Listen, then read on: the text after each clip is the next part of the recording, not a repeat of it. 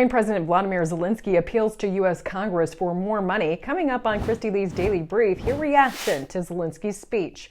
Plus, the GOP is submitting their own January 6th report, who Republicans think is to blame for what went down. And election fraud allegations aren't just directed at Democrats. Hear who the pillow guy is questioning now. And watch your language. How the Biden administration is still policing speech. There he is. You can see a number of members of Congress again, Senate Majority Leader Chuck Schumer. President Zelenskyy gets standing ovations from Congress. He says no country is safe if Ukraine falters. So the billions of dollars in weapons he's been sent is just not good enough. Your money is not charity. It's an investment in the global security and democracy that we handle in the most responsible way. That it's not charity, it's an investment. Really, what are the returns on that? And by the way, what's the point of it? What is the goal here? What's the justification for it? Do we have a historic debt to Ukraine?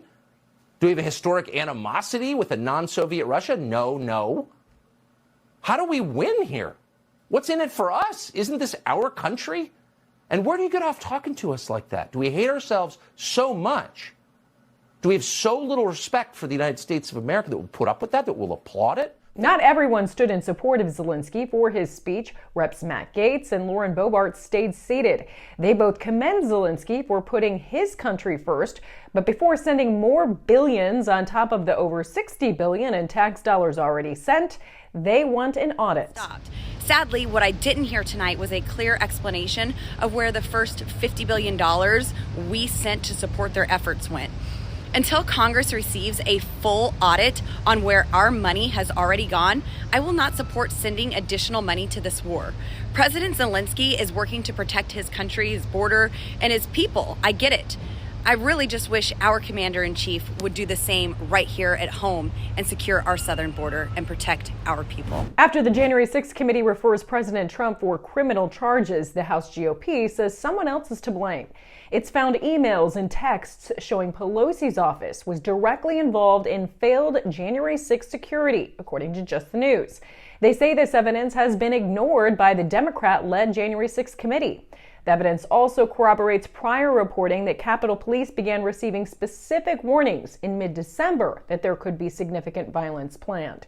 Representative Banks says, quote, "Our report exposes the partisanship, incompetence, and indifference that led to the disaster on January 6th and the leading role Speaker Pelosi and her office played in the security failure at the Capitol." The Republican rift continues to heat up as Mike Lindell is now questioning the governor Ron DeSantis' victory in Florida. Daily Wire, Mike Lindell to audit DeSantis' historic re-election win. I don't believe it. DeSantis won 62 of Florida's 67 counties, including 59 counties by double digits. DeSantis even won Miami-Dade County, a Democrat stronghold, by 11 points. Edward Buchanan, Wyoming's Republican Secretary of State, slammed Lindell in a statement over the summer, warning Mike Lindell is not the purveyor of election integrity truth. The Biden administration continues to find ways to police speech. It's to drop $500,000 on artificial intelligence that detects microaggressions on social media, according to the Washington Free Beacon. The award, funded by Biden's nearly $2 trillion American Rescue Plan, was granted to researchers at the University of Washington in March. They're developing technologies that could be used to protect online users from discriminatory language. Past research conducted suggests something as tame as praising meritocracy could be considered a microaggression. Judicial Watch President Tom Fitton likened the Biden administration's funding of the AI research to the Chinese Communist Party's efforts to censor speech unapproved by the state. He says the research is a project to make it easier for their leftist allies to censor speech. So to sum up, Zelenskyy critics are concerned American taxpayers are making welfare payments to Ukraine with no accountability or end in sight. House GOP condemns what happened on January 6th, but believes Pelosi's security failures are to blame. The pillow guy can't get a good night's sleep until he's rooted out what he says is stolen elections, no matter which side is guilty. And is Biden down with the CCP? There's concern AI will be used to hamper free speech. To learn more, be sure to go to AmericanFaith.com and subscribe to our daily newsletter. For American Faith, I'm Kristi Leigh.